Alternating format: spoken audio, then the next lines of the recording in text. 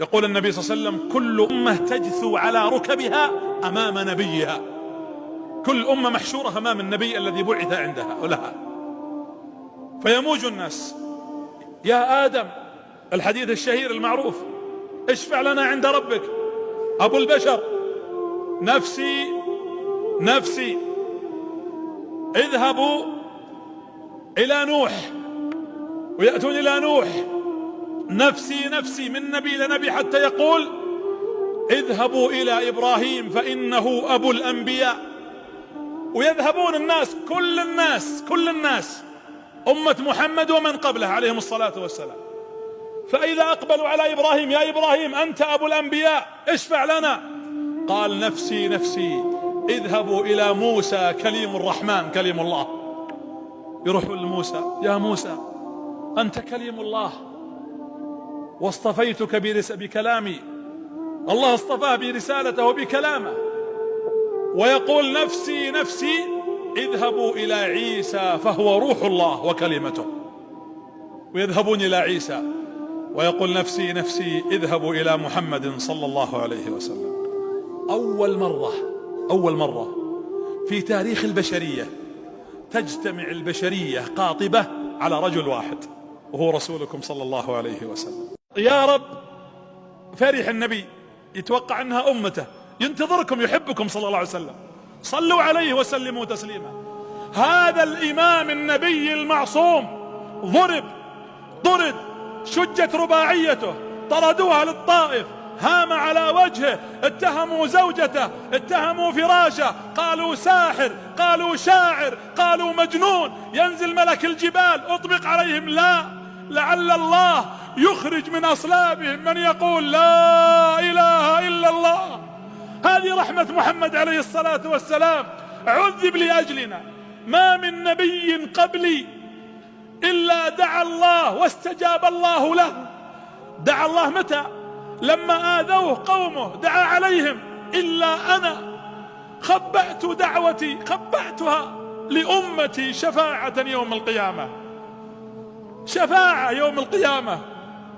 وتأتي أمته بعد 1400 سنة تفرط في سنته وتهجر سيرته وتعادي أحبابه وأولياءه.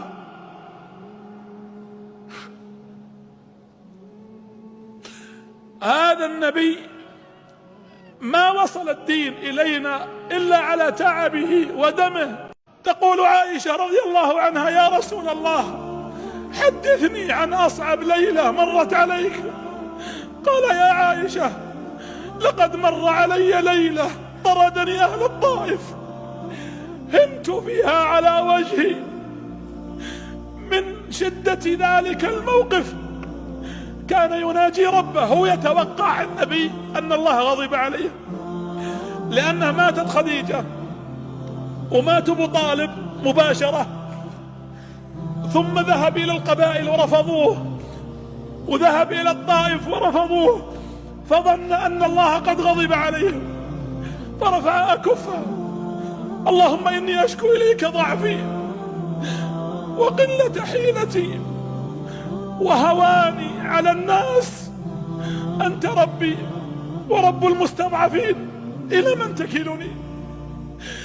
إلى عدو يتجهمني يعني الطائف، أم إلى قريب أهل مكة ملكته أمري؟ يا رب، إن لم يكن بك غضب، أنا خايف إنك غضبان يا رب، إن لم يكن بك غضب علي فلا أبالي، غير أن عافيتك أوسع لي. أعوذ بنور وجهك الذي أشرقت له الظلمات وصلح عليه أمر الدنيا والدين.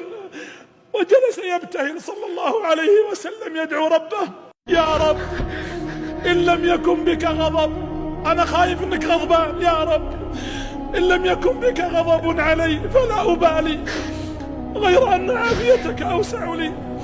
أعوذ بنور وجهك الذي أشرقت له الظلمات وصلح عليه أمر الدنيا والدين.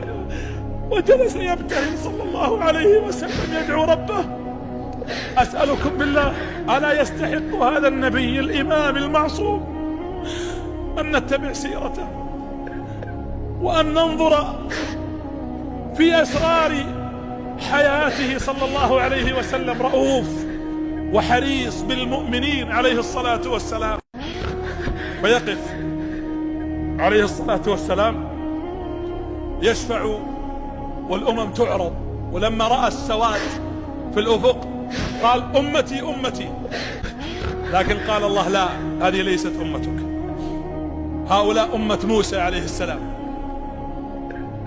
ثم عرض عليه سواد أعظم من السواد الأول، فقال الله له يا محمد هذه أمتك.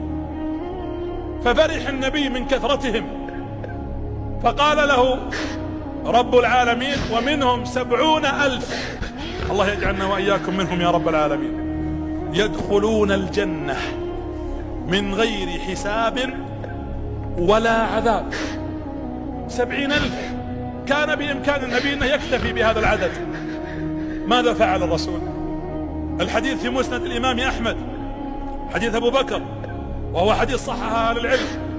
قال فاستزدت ربي، يعني قلت يا ربي قليل 70، قال فزادني ربي مع كل 1000 70,000.